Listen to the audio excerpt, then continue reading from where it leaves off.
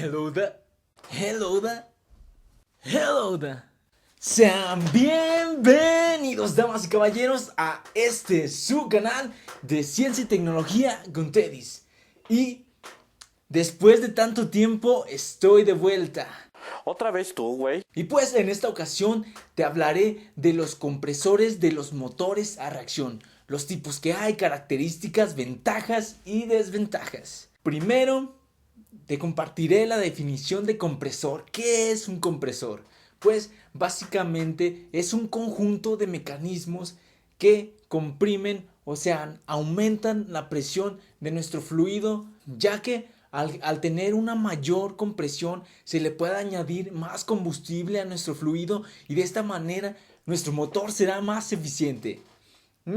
Así que lo que nos interesa es tener una compresión muy grande. Para ello nos hace falta definir qué es la relación de compresión. La relación de compresión es la presión de salida entre la presión de entrada. O sea, ¿qué tanto aumentó la presión de nuestro fluido? O sea, ¿qué tanto se comprimió? Si tenemos una relación de compresión de 2, significa que la presión aumentó al doble, o sea que nuestro fluido ocupa la mitad del espacio que ocupaba anteriormente. Teniendo en cuenta esto, existen dos tipos de compresores. Los compresores volumétricos, que son los que utilizan los motores de combustión interna.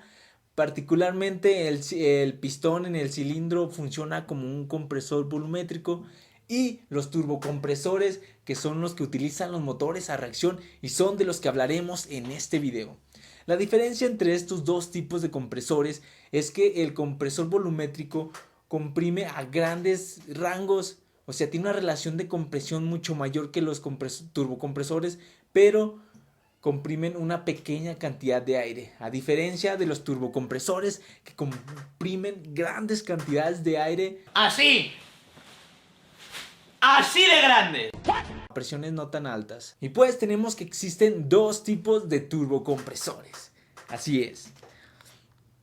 Que son los compresores centrífugos y los compresores axiales. Pasamos a los compresores centrífugos. Y este consta de tres partes, que son el rotor, el estator y el colector. El rotor, pues, es la parte que gira de nuestro compresor. Y este tiene álabes radiales que van desde el centro hasta la periferia.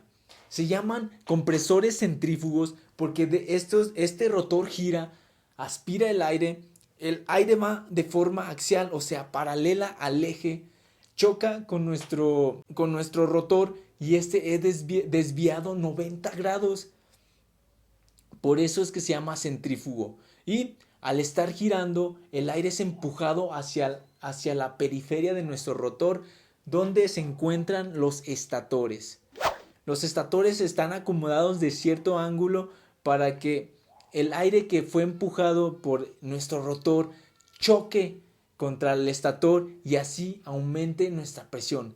Prácticamente la presión aumenta tanto en el rotor como en el estator, ya que al chocar con nuestro rotor la presión dinámica aumenta, o sea que aumenta la velocidad de nuestro fluido al estar girando, y en la periferia de nuestro rotor la velocidad del aire es más grande que como entró. Y al chocar con el estator prácticamente transforma toda esa presión dinámica en presión estática. O sea, al chocar nuestro fluido con el estator, este se comprime.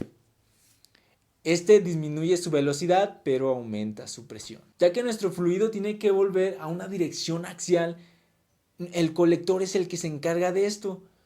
Cambia la dirección del aire que ya se comprimió por el estator y lo pasa a una dirección axial y lo dirige hacia la cámara de combustión. Este tipo de compresores es el que se empezó a utilizar en la aeronáutica, ya que eran bastante ligeros y...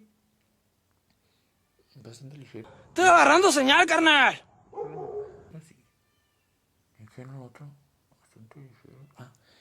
Ya que eran bastante ligeros y de...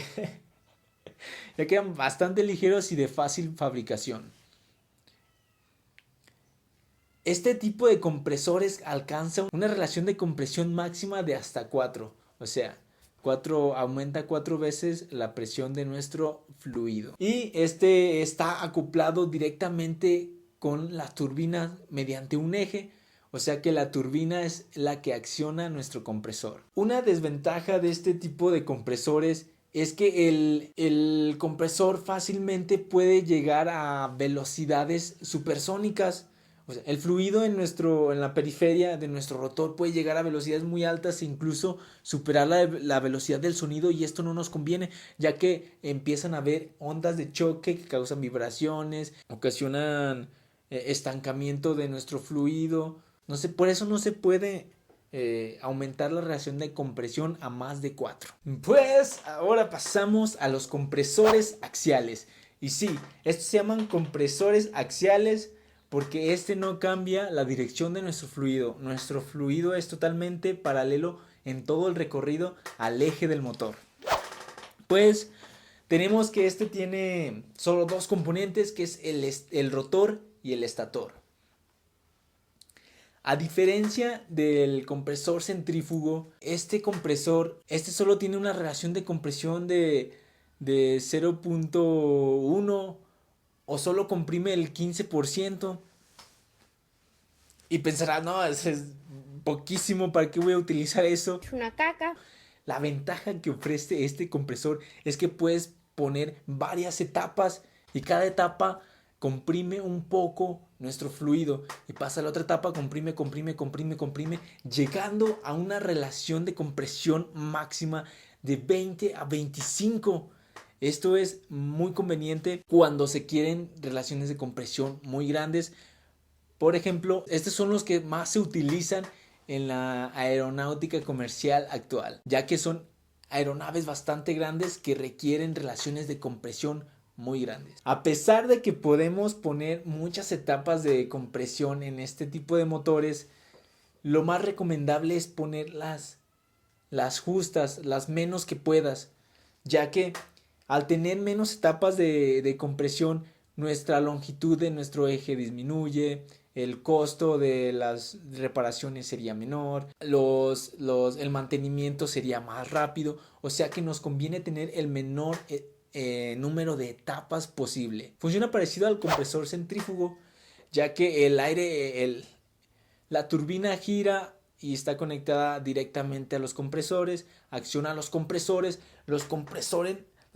succionan el aire, el rotor aumenta la presión dinámica de nuestro fluido, o sea, lo acelera y choca con el estator, donde su presión estática aumenta y velocidad disminuyen, luego pasa al siguiente rotor donde otra vez se acelera, luego choca, acelera, choca, así aumentando bastante nuestra presión al final. La sección va disminuyendo conforme pasamos de etapa en etapa. O sea, con el simple hecho de que el aire pase, nuestro fluido se comprimirá, aumentará la presión. Y por eso es que en nuestra primera etapa los álabes son más grandes y son menos. Y a medida de que nos va disminuyendo el área, aumenta el número de álabes, pero su tamaño disminuye. Otra de las ventajas que ofrece este diseño es que tiene una menor sección transversal. O sea que es más aerodinámico. La forma del motor es más aerodinámica que con el compresor centrífugo, ya que el compresor centrífugo tiene un área frontal bastante grande, causaría una mayor resistencia aerodinámica. Los álabes tienen cierto perfil aerodinámico y como ya vimos en algunos otros videos, estos perfiles al entrar en cierto ángulo entran en pérdida, o sea que ya no fluye, ya no pasa el aire por ellos. Nuestro compresor puede entrar en pérdida, o sea, se estanca el aire, y una medida que se utiliza para evitar esto es colocar válvulas de sangrado, o sea, algunas válvulas que cuando se detecte que se estanque o entre en pérdida nuestro compresor, se abren las válvulas, liberan el estancamiento. Otra de las maneras en la que se puede disminuir el efecto de entrada en pérdida de nuestro compresor es poner dos ejes diferentes, un eje de un compresor de baja y un compresor de alta, unidas a una turbina de alta y a una turbina de baja. Esto Llegar a relaciones de compresión de 20 y 25 no es posible con un solo eje, ya que este giraría demasiado rápido y entraría en pérdida bastante seguido y no sería muy práctico. Para ello se tiene que tener dos ejes. Un eje iría más lento, que es el eje de baja, y el eje de alta presión, que iría más rápido, para poder llegar a estas relaciones de compresión tan altas. También existe un tipo de híbrido, ¿no? Una combinación de ambos, donde se pretende tener las ventajas de ambos y eliminar algunas de las desventajas de unos. Pero este tipo de motor solo se utiliza en aeronaves privadas, en aviones pequeños y en helicópteros. Y pues con esto terminamos los tipos de compresores de los motores a reacción. En próximos videos te estaré explicando los diferentes tipos de cámaras de combustión, de turbinas, de toberas de escape, para que tengas así un repertorio de características para que puedas armar ahí. Si tienes pensado en algún momento armar un motor. No creo. No, armar un motor es... Diseñar un motor es bastante tiempo, y armarlo estaría chido.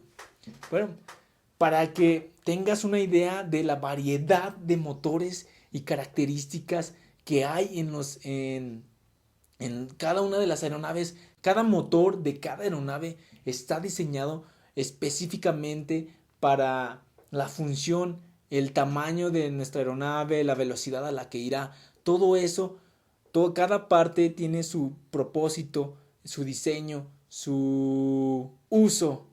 Y eso es lo bonito, que existen una infinidad de combinaciones que puedes hacer para cumplir con el objetivo, con el trabajo que desees con estos motores. Y pues hasta aquí el video de hoy. Espero que te haya gustado, espero que hayas aprendido algo nuevo, o que mínimo te hayas sacado una sonrisa. No olvides suscribirte y darle like. Nos vemos. Hasta la próxima.